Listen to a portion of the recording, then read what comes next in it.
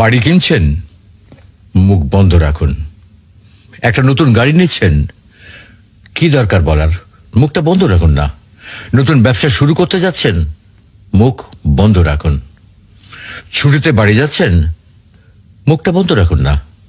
নতুন কোর্স শুরু করছেন, হ্যাঁ ভালো কথা, দয়া করে মুখটা বন্ধ রাখুন। চাকরিতে পদোন্নতি হবে, খুব ভালো কথা, এটা জাহির করার তো কোনো দরকার নেই, মুখ বন্ধ রাখুন। একটা কথা বলি, জীবনের বড় বড় মুহূর্তে আমাদের মনে হয় প্রিয়জন বা বন্ধুদের জানালে খুশি হবে, মনে হয় সুখ ভাগ করলে দ্বিগুণ হয়। কিন্তু সত্যি বলতে কি জানেন, সবসময় তা কিন্তু হয় না, বরং অতি তাড়াতাড়ি মুখ খোলাই হয়ে দাঁড়ায় সবচেয়ে বড় ভুল। আমাদের স্বপ্ন আসলে একটা বীজ, এই বীজকে মাটিতে রোপণ করার পর যত্ন চাই, সুরক্ষা চাই। কিন্তু যদি খুব তাড়াতাড়ি সবাইকে দেখাতে ব্যস্ত হই, তখন সেটা শিকড় গজানোর আগেই কিন্তু শুকিয়ে যায়। বাস্তব অভিজ্ঞতা বলে, যত বেশি স্বপ্ন শেয়ার করবেন, তত বেশি হিংসা, ঈর্ষা আর বদনজরের চোখ আপনার দিকে পড়বে। আর এটাই অনেক সময় আপনার সাফল্যের পথে অদৃশ্য দেয়াল হয়ে দাঁড়ায়।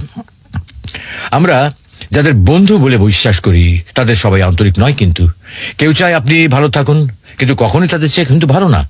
তাই তারা হাসি মুখে অভিনন্দন জানালেও মনে মনে কিন্তু আপনার ব্যর্থতা কামনা করতে পারে।